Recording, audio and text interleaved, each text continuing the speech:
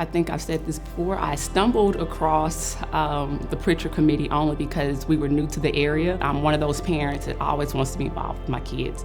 I got into site-based decision-making board, which is SBDM for most Kentucky schools have them. So I became a minority parent on the site-based decision-making board, and then someone told me about the Pritchard Committee, but it was through CIPL, which is Commonwealth Institute for Parents and Leadership.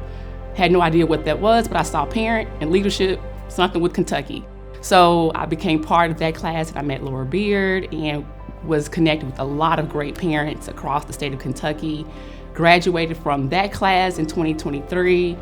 And then I found out about the Equity Coalition, and then I found out that the Pritchard Committee that connected us through Ed Trust out in Washington. So it was one connection that connected me through so many other avenues. Well, I come from a line of educators. I have a lot of aunts and uncles who are educators, but I was always connected to family members who talked about education. Education is something I've always pushed. It opens you up to so many things.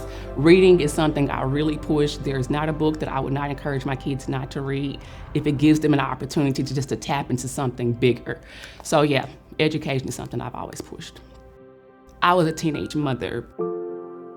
To go from being the one to be expected to go so far, having so many family members that expect so many great things from the education route, I had to pivot quickly when I found out I was pregnant.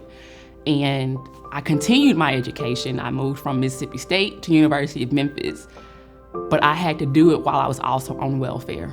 I had to go through the government system, and I had a lot of people who really thought that I should not have considered to continue with my education, just focus on my child. And it took me 5 years, not 4, but I graduated. And it was the biggest gift to myself and to my daughter, who's now graduating from the same college that I did not graduate from at Mississippi State.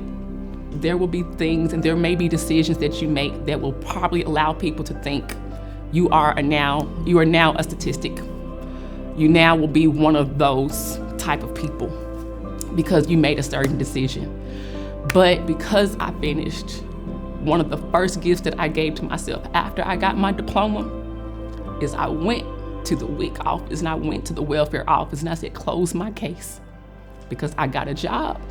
It gave me 2 weeks of vacation and paid benefits. And it was one of the proudest moments that I felt as a woman and as a mother, that I did something not just for me, but for my daughter to see. Everyone may not believe in you, people may call you a statistic, but you can do it. And to see literally 20 years later, my daughter is getting ready to graduate in 2 months. And she is not a statistic. And she has a level of respect that I'm grateful that if it took me having to show her, I hope you don't go the route I did, but if you did, you can see me as an example. That you can still overcome. You don't have to stop where people start. People may end you where you were. You push past that.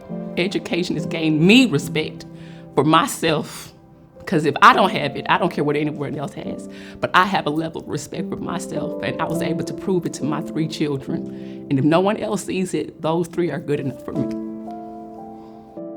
Education is respect.